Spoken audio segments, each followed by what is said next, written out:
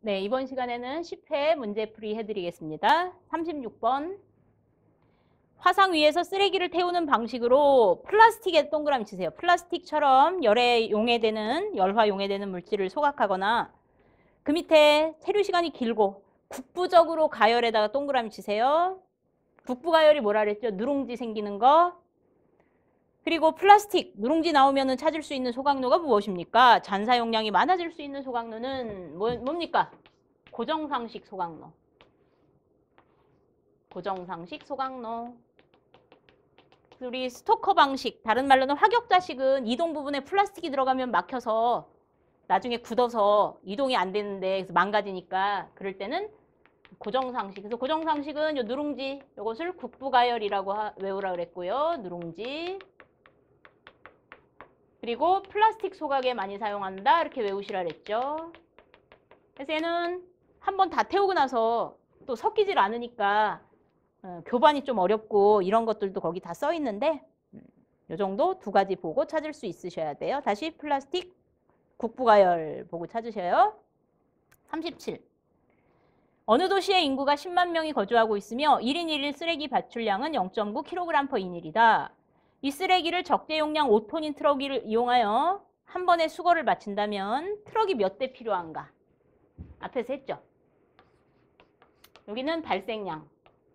이 마을에서 나오는 발생량. 요거는 쓰레기차가 수거하는 수거량은 같아야 한다. 그래서 트럭에 대한 건 다 이쪽에 쓰시라 그랬고. 그 다음에 밀도가 나오는 건 왜 나온다고? 무게를 부피로, 부피를 무게로. 단위 바꾸기 위해서 나온 거다 그랬죠. 그러면 이 마을에서 쓰레기가 얼마 나와요? 0.9kg/인일 나온대요. 한 사람이 하루에. 근데 인구가 한 명이에요? 아니죠. 인구수를 곱해야 전체 쓰레기 발생량이 나올 겁니다. 그래서 인구가 10만 명인. 그래서 여기까지 이 마을에서 발생하는 전체 쓰레기 양. 그럼 이제 트럭이 쳐가야 되는데 5톤짜리 트럭 쓴대요. 5톤. 5톤이면은 몇 킬로그램이죠? 5,000kg. 밀도 필요 없네. 저쪽 킬로그램, 이쪽 킬로그램. 얘는 한 대당입니다. 두 대당 5톤 아니죠? 한 대당. 얘를 하루에 몇 대를 사용해서 치워야 할까요? 요게 이 문제의 답. 그래서 약분하면 저쪽도 kg/1, 이쪽도 kg/1. 그래서 18대 나올 거예요. 38. 매립지에서 침출수 발생량에 영향을 미치는 인자로 가장 거리가 먼 것은 침출수라는 것은 쓰레기 이제 여기가 이제 매립지입니다. 여기가 매립지. 그래서 이 매립지에서 발생하는 물을 침출수라고 해요. 그래서 침출수가 다른 데로 못 가도록 뭘 해야 돼요? 차수 설비를 해야 된다니까 이렇게. 차수 설비. 안 그러면 이 침출수가 다 옆마을로 흘러갈 것이고 그 지역 난리 나겠죠? 오염되겠죠? 그래서 이 매립지에서 발생하는 물을 침출수라고 해서 이 침출수의 가장 큰 영향 요인은 바로 비예요. 비. 그래서 빗물이 안 들어가도록 뭘 해? 여기다가 흙을 덮죠. 흙을 뭐라 그래요? 복토라고 하죠. 복토. 그래서 이 강우가 가장 큰 영향 요인입니다. 침출수 발생의 가장 큰 영향 요인 그러면 빗물이라고 생각하시면 돼요. 쓰레기에서 나오는 수분은 없나요? 그거 있는데 너무 작아. 양이. 쓰레기에서 나오는 수분은 양이 그렇게 많지 않아요. 다 빗물 때문에 이 침출수가 거의 대부분이. 그 다음에 이제 들어가면서 이 흙이 가지고 있을 수 있을 거예요. 그래서 복토가 함유하는 양, 그래서 흙 보유량을 S라고, 그냥 우리말로 할게. S라고 할까? S? 기호로는 S라고 하는데 S가 이제 흙의 약자거든요.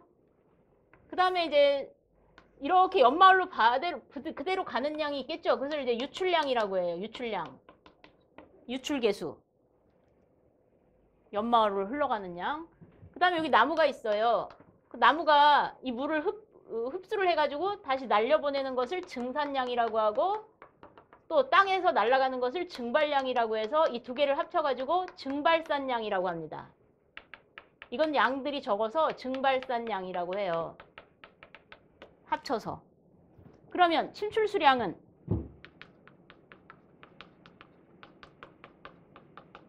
강우에서 빼는 거예요. 뭐를? 흙이 보유한 양, 연마을로 흘러간 양, 증발산 양. 그러면 이제 발생하는 침출수가 나오겠죠. 이렇게 하는 겁니다. 침출수량은. 뭐 별거 없어요. 그럼 아닌 거, 침출수하고 관계없는 거, 교통량. 교통량이 왜 나와 여기서? 그쵸? 답은 4번. 39 가겠습니다. 쓰레기를 파쇄 처리하는 이유. 이것도 한 10번 이상. 겉보기 밀도 증가인데 감소 그래서 틀렸고. 입자 크기의 균일화. 부등침화 가능 억제. 비표면적 증가. 그 다음 또 뭐 외웠어요? 유가물 분리회수율 증가. 40번. 다음 중 매립가스 중에 축적되면 폭발의 동그라미. 폭발 동그라미. 폭발성 위험이 있으며 가벼워서 위로 뜬대요. 공기보다 무거워요. 가벼워요. 구조물의 설계 시 구조물로 스며들지 않도록 주의해서 잘 이렇게 모아놔야 되는 뭐예요? 답은 메탄가스. 그래서 연료로 쓸 수 있다. 매립지에서 나오는 폭발성 있는 가스, 즉 연료로 쓸 수 있는 가스. 답은 메탄가스. 거기에 3번 황화수소 화학기 어떻게 씁니까? H2S 황화수소. 무슨 냄새? 달걀 썩는 냄새. 쓰레기장 썩는 냄새. 근데 얘는 연료로 쓰지 않습니다. 메탄가스만 연료로 씁니다. 이산화탄소는 우리 지금 입에서 나오고 있죠. 그래서 메탄가스가 더 많이 나와요. 이산화탄소보다. 화학기호는 CO2. 그래서 이 세 명은 다 매립지에서 나오는데 메탄, 황화소, 이산화탄소, 산소는 아니고 이때 메탄가스가 바로 폭발성이 있어서 연료로 쓸 수 있는. 41. 폐기물 소각시설의 후연소실에, 이거 처음 푸는 거네요. 그러니까 답을 외우셔야 돼. 주연소실 뒤에 후연소실이 있는데 여러분들이 생각하기에 후연소실은 그냥 타고 남은 애들 태우는 거다라고 생각해서 온도가 낮다라고 생각하는데 여기서 확실히 태워줘야 되기 때문에 주연소실보다 온도가 더 높습니다.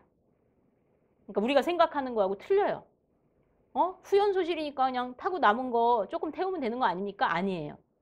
잘 태워야 되기 때문에 주연소실보다 더 온도를 높게. 그만큼 장치는 작다는 얘기예요. 주연소실은 커요. 온도를 높게 하면 돈이 많이 들어요. 그래서 안 탄 애들만 모아가지고 조그맣게 해서 아주 높은 온도로 해서 태우는 것을 후연소실이라고 합니다. 그래서 후연소실은 다른 건 읽어보시고 3번 보세요. 후연소실 내의 온도는 주연소실보다 낮게 유지하면 안 돼요. 규모는 작지만 온도는 높게 유지해야 된다. 이렇게 외우시면 되겠습니다. 42. 휴머스가 뭐라고? 퇴비화에서 휴머스, 부식질, 다른 말로는 완성화된 퇴비. 저번 시간에 했습니다. 특징으로 거리가 먼 것은 했으니까 해설에 1, 2, 3, 4, 5만 읽어볼게요. 1. 악취가 없는 안정한 유기물, 흙냄새. 맞죠? 무슨 색? 암갈색, 흑색. 2번. 병원균이 사멸돼서 없어요. 그래서 병원성 세균이 없습니다. 그래서 밭에다 뿌려도 안전해요. 뛰어난 토양 계량제이며 수분 보유력과 양이온 교환 능력이 커서 식물이 나 수분 좀 줘. 그러면 이 퇴비가 수분을 주고 나 양이온 칼슘, 마그네슘 좀 줘. 그러면 그 식물한테 필요한 칼슘, 마그네슘을 줄 수 있는 그런 게 퇴비라 그랬었죠. 그래서 좋다에 동그라미 치라 그랬고 그 다음에 CNB가 낮다라는 말 했었죠. 이 얘기는 무슨 말이었어요? 질소가 많다고. 응? 그 다음에 짙은 암갈색. 그래서 3번이 틀렸어요. CNB가 50에서 60으로 높다 아니라 10에서 20으로 낮다라고 해야 됩니다. 43. 쓰레기 발생량과 성상에 영향을 미치는 요인이다. 다음 중 거리가 먼 것은 이건 우리는 처음 풀지만 많이 나오는 기사산업기사 문제이기도 합니다. 해설 보세요. 먼저 쓰레기는 어떨 때 많이 나올까요? 그럼 여러분들 해설 보지 말고 제가 말할 테니까 한번 상상해 보세요. 도시 규모가 클 때, 도시 규모가 작을 때 어떨 때 쓰레기 많이 나와요? 당연히 도시 규모가 클 때 많이 나오겠죠. 해설 지금 안 보고 계시죠? 저만 해설 보는 거예요 지금. 그 다음에 수거 빈도가 잦을 때, 수거 빈도가 띄엄띄엄할 때 쓰레기는 수거 빈도가 잦을 때 많이 나옵니다. 자주자주 수거해 갈 때. 그 다음에 생활 수준이 높은 지역과 생활 수준이 낮은 지역 어디가 쓰레기가 많이 나올까요? 생활 수준, 다른 말로 잘 사는 지역.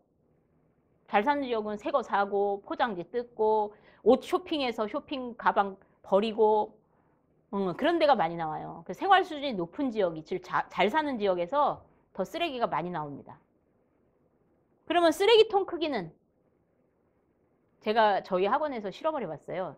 제가 폐기물을 가리키는 강사다 보니까 한번 해봐야 되겠다. 그래서 옛날에는 우리 학원 쓰레기통이 이따만한 그 하늘색 있죠?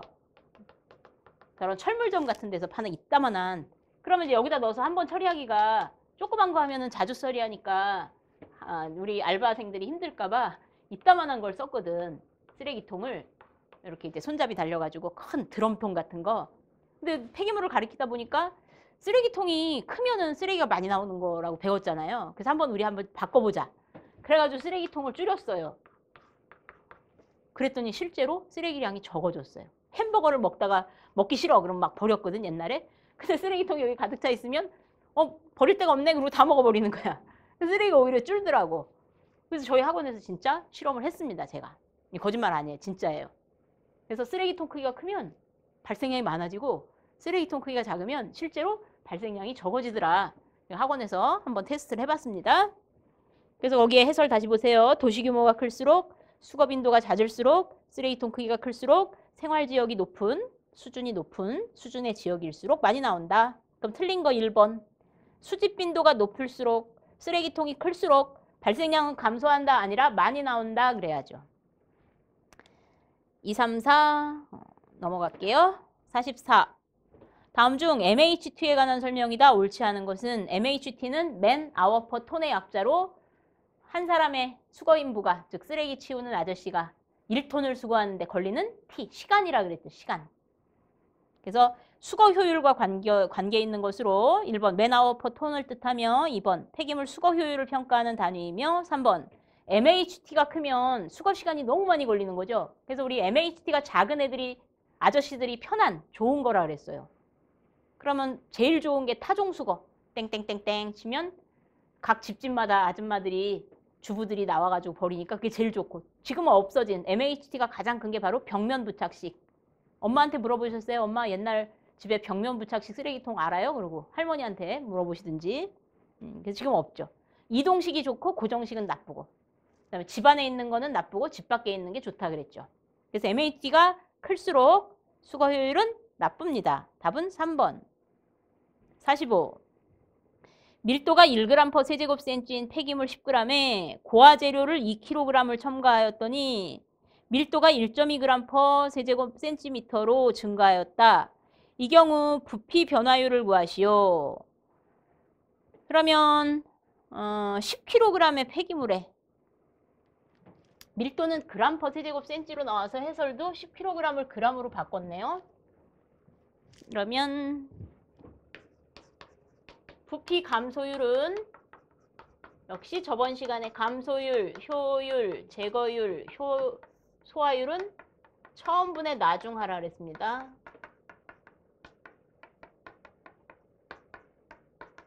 요게 이제 감소율이고 변화율을 구하시오 그러면 얘랑 반대예요. 예를 들어서 내가 이 부피는 아니지만 100kg 살이 쪘을 때 100kg이었는데 내가 다이어트를 해가지고 60kg으로 살을 뺐어요. 그러면 변화된 것은 60%로 변했죠. 감소된 것은 내가 살 뺀 것은 40kg 감소했죠. 즉 1-100분의 60 하면 감소율. 변화율은 60%로 변했죠. 내가 살 빼서 예쁘게 돼서 60kg이 된 거예요. 그 60%로 변한 거죠. 감소율은 40%가 감소된 거고. 그래서 변화율은 처음 부피분의 나중 부피한 겁니다. 이게 변화율. 이 두 개 헷갈리시면 안 돼.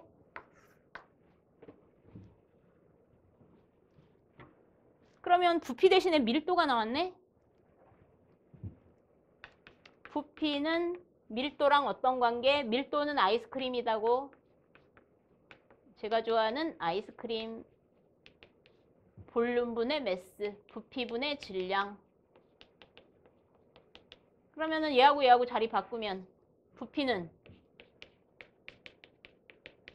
질량 나누기 밀도 하면 되겠네. 즉 요 자리에다가 질량 나누기 밀도 넣으면 되겠네요. 요 부피 자리에 질량 나누기 밀도, 요 부피 자리에 질량 나누기 밀도 하면 되겠죠. 그럼 대입해 볼까요? 그냥 막바로 질량 나누기 밀도로 요걸로 부피 자리에다가. 그러므로 이 문제의 답 부피 변화율은 먼저 질량 나누기 밀도.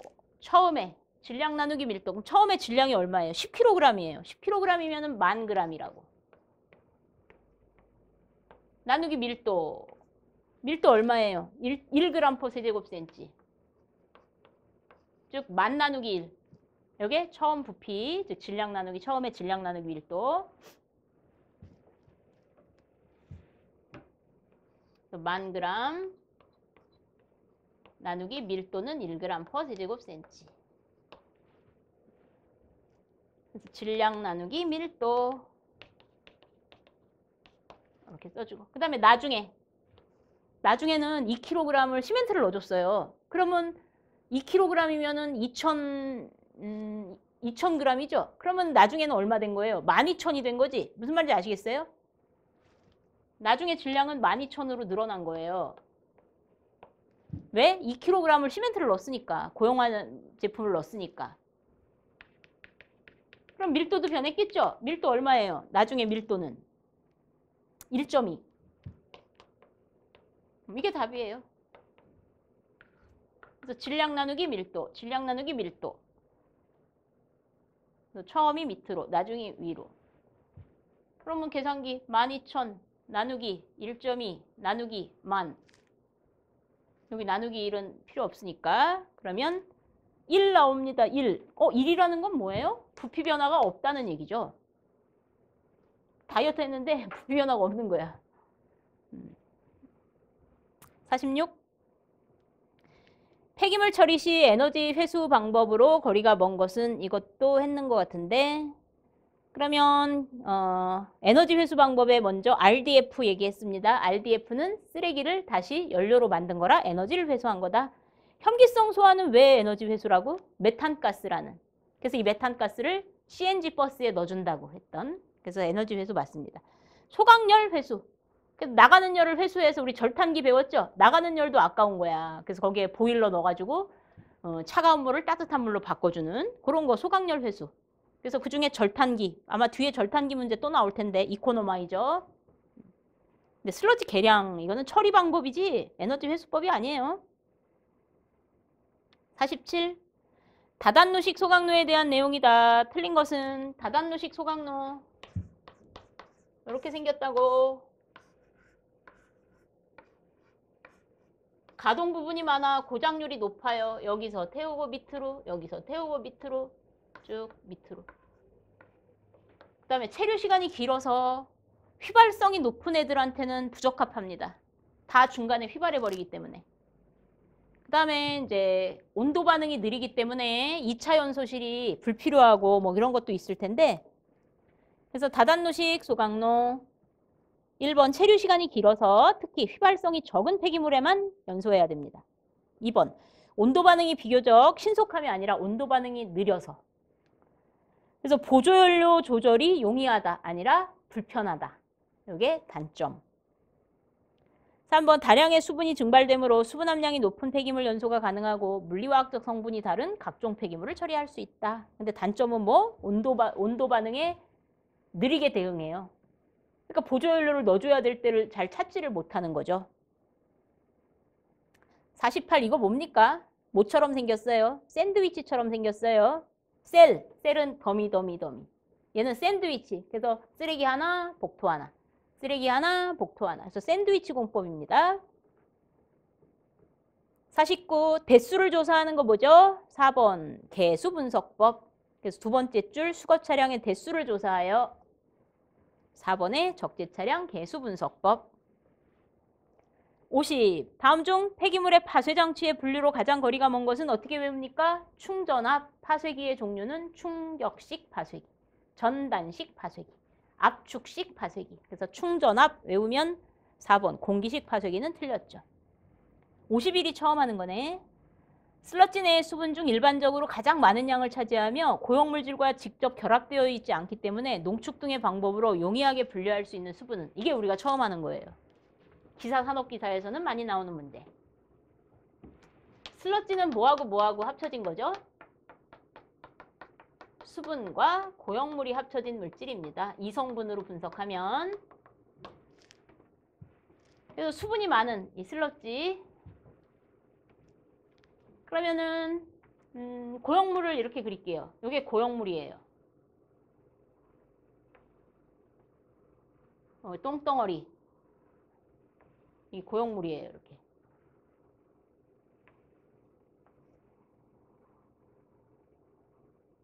이런 식으로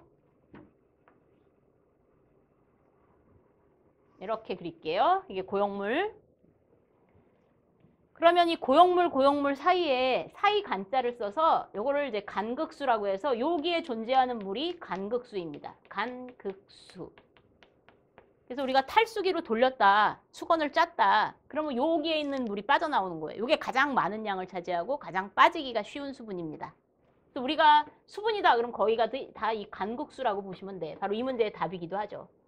가장 많은 양이 분포하며 가장 잘 빠져나오는 수분이 뭐냐? 간극수. 그러면 이거 말고도 또 어떤 수분이 있나 볼게요.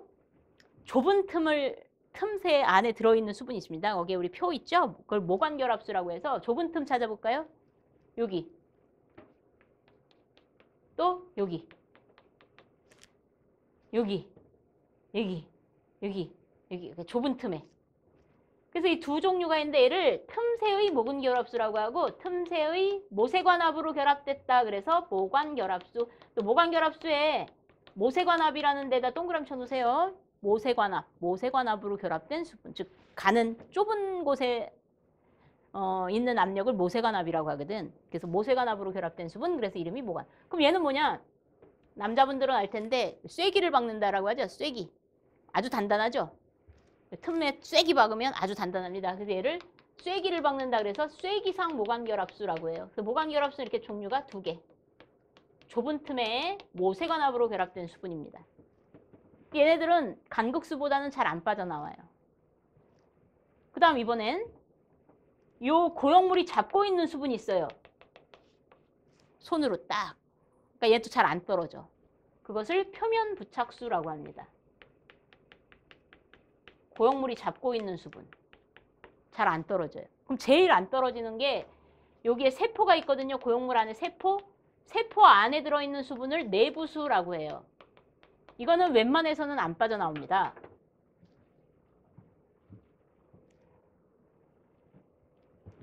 그래서 결합 강도가 제일 결합력이 강한 게 누구죠? 내부수. 그 다음이 표면 부착수. 그 다음이 모관결합수. 간극수는 제일 약해요. 그래서 잘 빠져나와요. 결합 강도가 약해서 아주 잘 빠져나오고 이 중에 가장 양이 많은 게 간극수이다. 이게 가장 양이 많다. 이렇게 보시면 되죠. 기사산업기사에서는 잘 나옵니다. 다음 중 가장 강력하게 결합돼 있어서 탈수가 잘 안 된 수분은 그럼 내부수. 얘처럼 51번처럼 가장 많은 양을 차지하며 직접 결합해 있지 않아서 농축 등의 방법으로 용이하게 분리할 수 있는 수분은 그럼 간극수.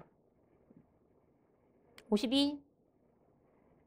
소각로에 적용하는 공기비에 관한 설명이다. 공기비가 뭡니까?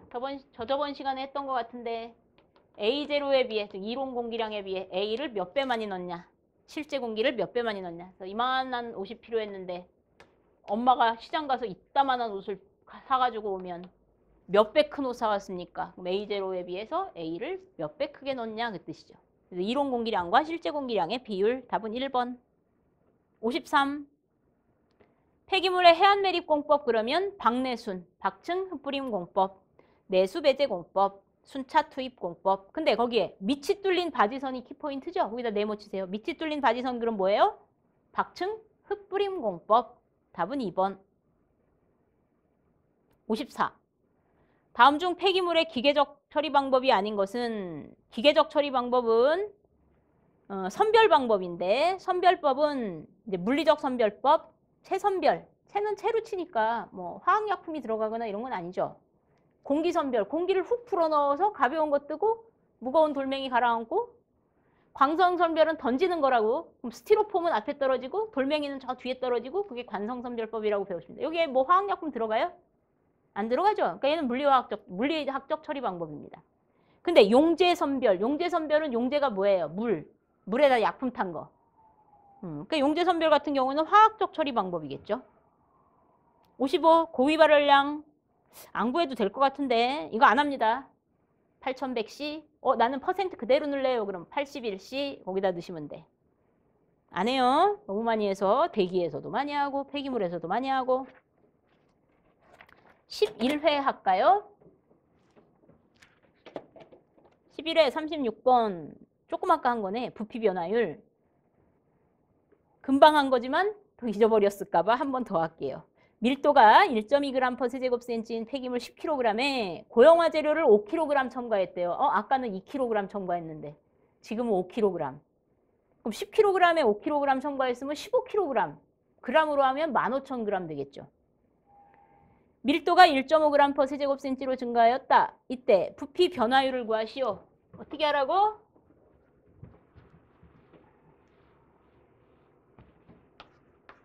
부피 변화율은 처음 부피분의 나중 부피 하라고. 처음 분의 나중.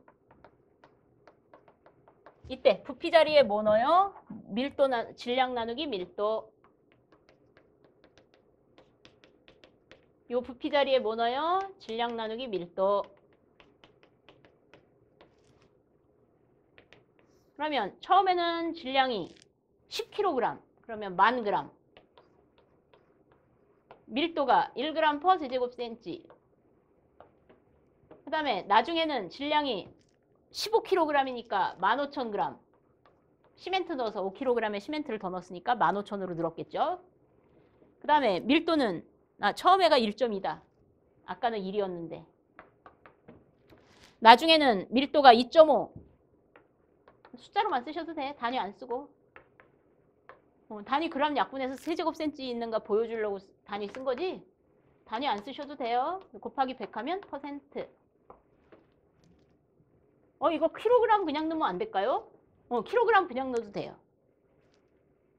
그래서 15,000g이라고 하지 말고 10kg에다가 5kg 넣었으니까 15kg 넣으면 안 될까요? 킬로그램 넣으셔도 돼. 그 대신에 여기다도 킬로그램으로 넣어줘야 되죠. 그램으로 넣을 사람은 그램으로 넣고. 왜 그램으로 고쳤어요, 선생님은? 그램 약분해서 세제곱센치인 걸 보여주려고.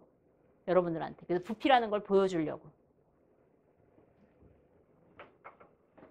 킬로그램 그대로 넣으셔도 돼요. 37 압축비. 그림 그려서 하시라고. 압축시킨 결과 부피 감소율이 80%였다. 압축비는 처음에 100으로 가정하세요. 그러면 80%가 줄었대요. 80% 살 빼서 80%가 감소됐대요. 그럼 얼마 남은 거예요? 20 남은 거죠. 압축비는 작은 값분의 큰 값. 밀도 나오면 작은 밀도분의 큰 밀도. 부피 나오면 작은 부피분의 큰 부피. 그러면 20, 100. 나중에 부피가 작고 처음에 부피가 크니까 이렇게 하면 되겠죠. 답은 5네. 5. 38. 퇴비와의 단점으로 거리가 먼 것은 생산된 퇴비는 비료 가치가 낮다. 농부들이 안 쓰려고 해요. 화학비료 쓴다고. 2번. 생산된 퇴비는 토양의 이화학 성질을 개선시키는 토양 개선지로 사용될 수 없다. 아니라 토양 개선제로 사용될 수 있죠. 3번. 다양한 재료를 이용하므로 퇴비 제품의 품질 표준화가 어렵다. 4번. 퇴비가 완성되어도 이게 가장 큰 단점이에요. 부피가 크게 감소되지 않는다. 그 다음에 퇴비화 과정에서 악취가 많이 발생하고 비료 가치가 화학비료랑 비교했을 때 낮다라고 했었죠. 그래서 부지 선정도 어렵고. 39.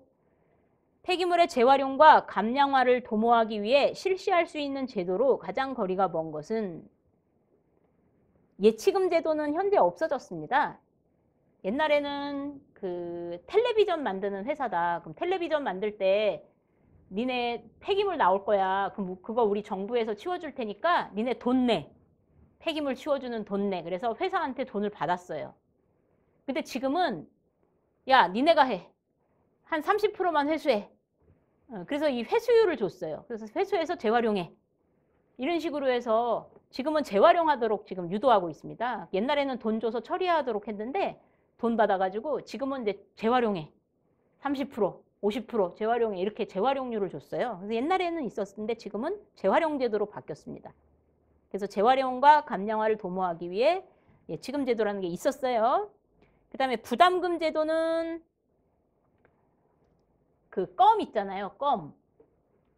껌을 만약에 버리면 재활용이 돼요? 안 되죠. 그래서 껌이나 이런 거에서는 껌 만드는 회사에는 세금을 내도록 해요. 야, 그건 재활용이 안 되네. 우리가 처리해 줄게. 그래서 그걸 이제 부담금, 이건 세금이에요. 세금, 부담금. 그래서 껌, 담배꽁초, 즉 담배 이런 데다가 붙는 세금입니다. 그래서 역시 재활용 감량화를 위해 사용할 수 있는 제도라고 보고, 쓰레기 종량제 우리가 하는 거죠. 쓰레기 봉투에다가 사가지고 넣고. 우리는 좀 쓰레기가 많아. 그럼 100리터 봉투 사다가 넣고. 우리는 쓰레기가 적어. 20리터.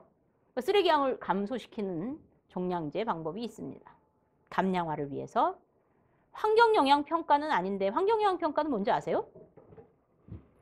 39번. 환경영향평가라는 것은 환경에 미치는 영향을 평가하는 것으로 말 그대로 뭐가? 건설 사업이. 그래서 다리나 댐 같은 거 만들 때 또 골프장 만들 때 뭐 너무 많아요. 건설 사업 하는 거. 얘네들이 환경에 어떤 영향 미치냐 그거 하는 게 환경영향평가죠. 이거는 감량화, 재활용하고는 전혀 관계없습니다. 그 다음 40번 트럭수 물어봤네요. 인구가 30만 명인 도시에서 1인당 쓰레기 발생량이 1.2kg/인일이다. 적재 용량 15세제곱인 트럭으로 매일 수거한다. 이때 트럭 대수는 몇 대가 필요할까? 평균 밀도는 550kg/세제곱이다. 아까 했나요? 트럭 대수, 발생량과 수거량은 같아야 한다. 그래서 이쪽은 발생량, 이쪽은 수거량. 수거하는 차에 대해서는 다 이쪽으로 쓰라고. 그러면 한 사람이 하루에 얼마 내보내요? 1.2kg/인일. 1.2kg/인일. 인구수는 얼마예요? 30만 명. 30만 명. 여기까지가 총 발생량. 수거량은 5세제곱짜리, 15세제곱짜리 트럭을 쓴대요. 한 대당 15세제곱이라 그랬죠? 15세제곱짜리 한 대당. 얘를 몇 대 써야 되냐요? 하루에. 요게 문제인데 아까는 이렇게 해서 끝났지만 지금은 뭔가를 해줘야 돼요. 왜? 얘는 킬로그램, 얘는 세제곱. 단위가 같아야 되거든. 발생량만큼 수거를 해야 되니까 쟤는 킬로그램이고 얘는 세제곱이고 그러면 안 되죠? 그럼 뭐가 필요해요? 밀도가 필요해요. 밀도 얼마래요? 550kg/세제곱 마지막 줄에. 그래서 밀도가 하는 역할은 뭐라고? 단위 바꾸기. 뭐를? 세제곱을 킬로그램으로. 반대로 킬로그램을 세제곱으로. 단위 바꿀 때 쓴다. 그래서 저쪽도 킬로그램. 오른쪽도 왼쪽도 다 킬로그램이 됐죠. 요게 답.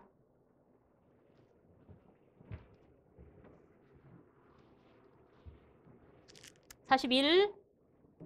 노예 하부로부터 가스를 주입하여 모래에 동그라미. 모래 나오면 보지도 말고 뭐 찾아요? 유동상식 소각로. 답은 1번.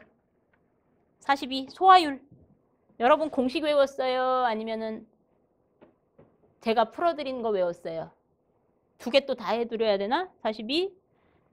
혐기성 소화 탱크에서 유기물이 75%, 무기물이 25%인 소화 슬러지를 유기물이 58%, 무기물이 42%가 되었다. 소화율은 공식 외우는 게 좀 편할 것 같은데. 공식 외우셨어요? 공식 외운 분은 소화율 VS 나누기 FS. 요거는 유기물, 요거는 무기물. VS 나누기 FS 빼기 나중에 이제 소화시킨 후에 VS 다시 FS 다시. 공식 외우시는 게 솔직히 편해요. 저도 솔직히 공식 외워서 하면 편합니다. 그러면 처음에 VS가 75, FS가 25, 여기도 75, 25. 그 다음에 나중에 VS는 58, 42, 58, 42. 이게 훨씬 편하지. 곱하기 100을 나중에 하세요. 소화율. 근데 이 공식이 어떻게 나왔나 설명하면 길죠. 어떻게 나왔어요? 처음을 100으로 가정해서 여기에 유기물이 즉 VS가 75%, 그 다음에 무기물이 그러면 25%. 이것을 소화시켰다. 소화는 뭐야? 유기물이 날아간 것을 소화라고 하죠. 그래서 이렇게 줄었을 텐데 얼마나? 58. 요게 42로. 즉 유기물이 58, 무기물이 42. 그래서 먼저 얘를 구하라고. X. 100kg이 소화했을 때 X kg. 그래서 뭐가 같아요? 처음에 무기물과 나중에 무기물의 양은 같아야 한다. 돌멩이의 양은 같아야 하죠. 날아간 거는 유기물만 날아가서 없어진 거지. 돌멩이는 소화되지 않는다고. 무기물은 소화되지 않는다고. 100kg 속에 25%. Xkg 속에 42%한 것이 같아야 된다. 그래서 X를 먼저 구한 다음 100 곱하기 0.25 나누기 0.42 해주면 59.5kg. 그러면 얘가 59.5. 그 다음에 소화란, 소화율, 감소율, 제거율 1 마이너스 처음분의 나중이다. 즉 처음 유기물분의 나중 유기물. 소화되는 건 무기물은 소화 안 되니까 여기는 유기물입니다. 곱하기 100. 그런 다음에 1 마이너스 처음은 100kg 속에 75%. 저 그림의 유기물은 100kg 속에 75%. 나중에 지금 구한 59.5 속에는 58%.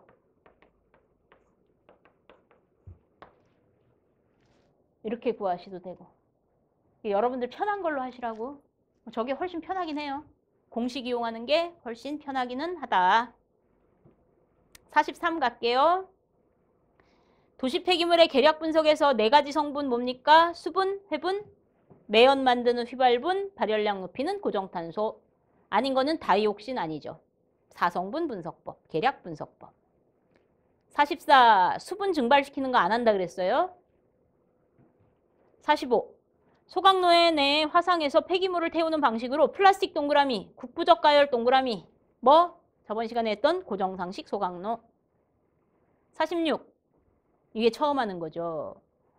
슬러지 폐기물에 토지 주입 시 중금속의 성질이다. 중금속은 나쁜 겁니다.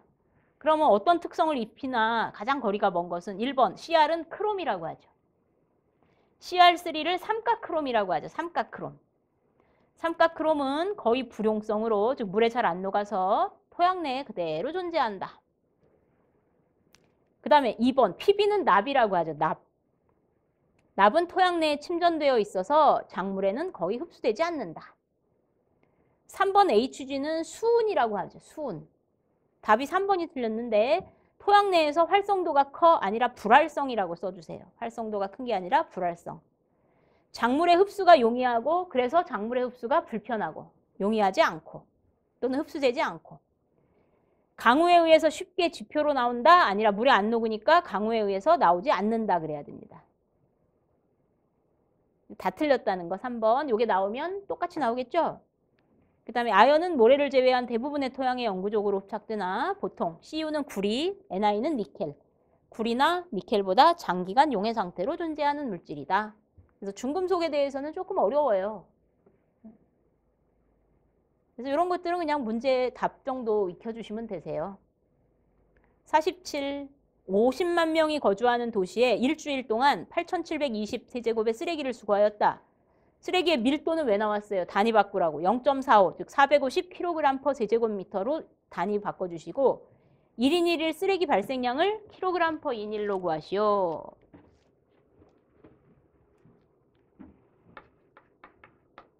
kg/인일.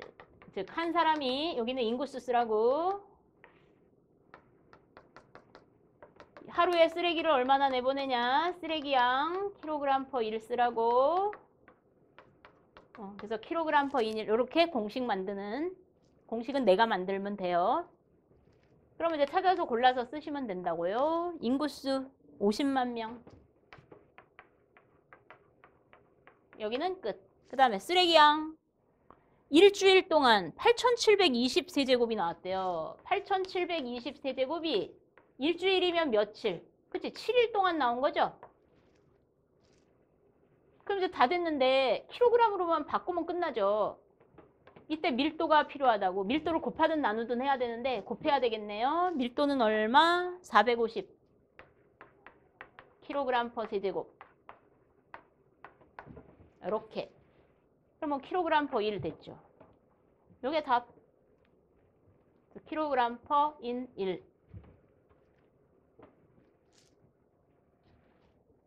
그 다음 48.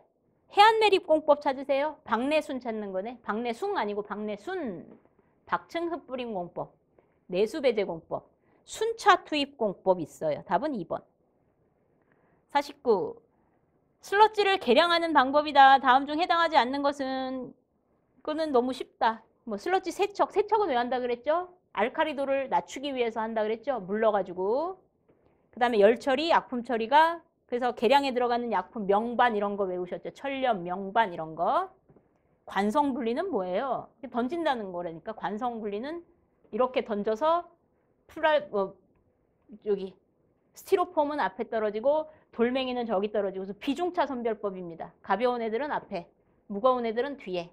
그래서 이건 선별이 슬러지 계량하고는 전혀 관계없죠. 50번 고위 발열량 구하는 공식을 찾으세요. 또는 저위 발열량 구하는 공식 찾으세요. 얘도 너무 많이 했네요. 3번 LHV 저위 발열량은 HHV 고위 발열량에서 잡열을 빼라고. 빼기 600에 9H 플러스 W. 51. 소각에 비해서 열분해 공정의 특징이라고 볼 수 없는 것은 열분해가 뭡니까? 제가 찜질방 얘기했던 거 기억나셔야 돼. 열분해는 나무를 가마에다가 집어넣고 입구 막아서 찌는 거라고. 열을 주고 찌는 거라고. 그래서 소각은 반대로 이렇게 태우는 게 소각이라면 열분해는 연료 만드는 거라 그랬어요. 그래서 열분해는 흡열 반응이라 그랬죠. 그리고 소각하고의 차이점은 얘는 공기가 계속 들어온다면 얘는 막았잖아, 입구를. 그래서 무산소. 또 들어갈 때 이렇게 막으면서 조금 산소가 들어갈 수도 있겠죠. 그래서 저산소 조건에서 이루어집니다. 그래서 열분해가 끝나면 뭐가 나와요? 숯, 그다음에 기름, 그다음에 기체연료 이런 게 나온다고. 그래서 연료를 얻기 위해서 하는 방법이 열분해라고. 그래서 1번 무산소 분위기에서 고온으로 가열한다. 맞죠? 그래서 이 나중에 숯, 가마 깨는 날 퍼포먼스로 막 아저씨가 막 이렇게 수건 두르고 막 이렇게 망치로 깨가지고 거기 숯 나온 걸로 막 우리 가족들 막 삼겹살 거먹게 하고 그 다음에 이 불가마 안에 들어갈 때 남학신 신고 들어간다고. 뜨거워서 못 들어간다고.